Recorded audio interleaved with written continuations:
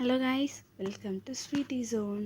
இன்றைக்கி என்ன வீடியோ பார்க்க போகிறோன்னா, டேஸ்டியான, குயிக்கான, ஹெல்த்தியான பச்சை புளி ரசம் எங்களோட ஸ்டைலில் எப்படி செய்யுதுன்னு பார்க்கலாமா?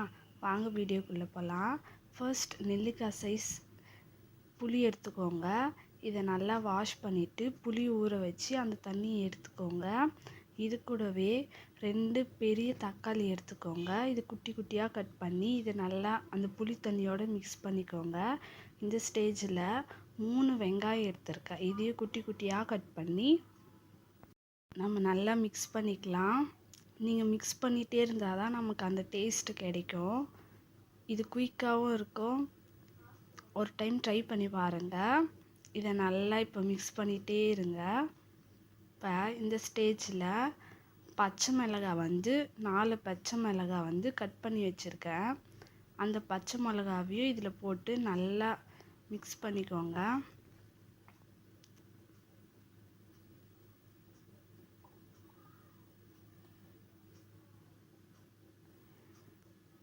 இது நல்லா மிக்ஸ் பண்ணிக்கோங்க.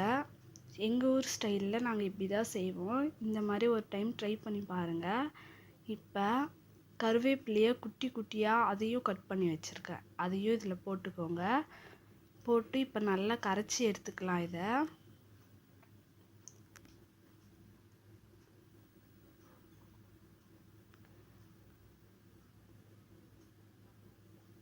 இப்போ இந்த ஸ்டேஜில் சீரகம் கொஞ்சமாக போட்டுக்கோங்க. சீரகம் கொஞ்சமாக நசுக்கி வச்சுருக்கேன். அதையும் போட்டுட்டு தேவையான அளவு உப்பு போட்டுக்கோங்க. இது கூடவே தேவையான அளவு தண்ணி ஊற்றி நல்லா மிக்ஸ் பண்ணிக்கோங்க.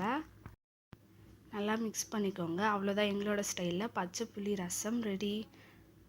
நல்லதே செய், நல்லதே நினை, நல்லதே நடக்கும். நெக்ஸ்ட் வீடியோவில் பார்க்கலாம். பாய்.